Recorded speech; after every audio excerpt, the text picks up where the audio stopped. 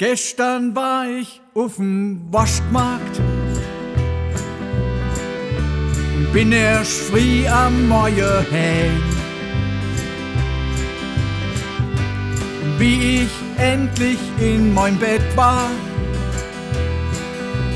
da hab ich geträumt, dass es Riesling-Schorle rennt. Ich hab geträumt, es kämen Wolken, die sehen wie Duppegläser aus. Und wie's dann angefangen hat zu regnen, kommt aus den Wolken Riesling-Schorle raus. Schorlerei, Schorlerei, Schorlerei, Schorlerei,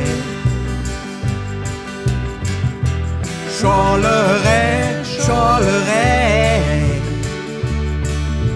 Ich hab geträumt, ich steh nackig in dem Schorlerei. Dann war die Gasse voller Menschen, das ganze Dorf war auf der Bank. Und jeder guckt in den Himmel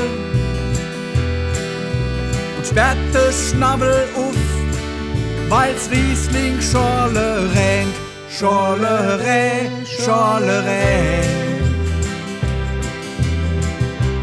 Schorlerei, Schorlerei, Schorlerei, Schorlerei. Ich hab geträumt, ich steh nackig in dem Schorlerei, obwohl das alles nur ein Traum war und gar keine Realität.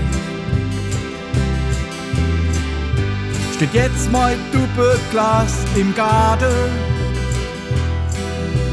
nur falls es dann doch einmal Schorlerei tät. Schorlerei, Schorlerei, Schorlerei, Schorlerei, Schorlerei, Schorlerei. Ich hab geträumt, ich steh nackig in dem Schorlerei.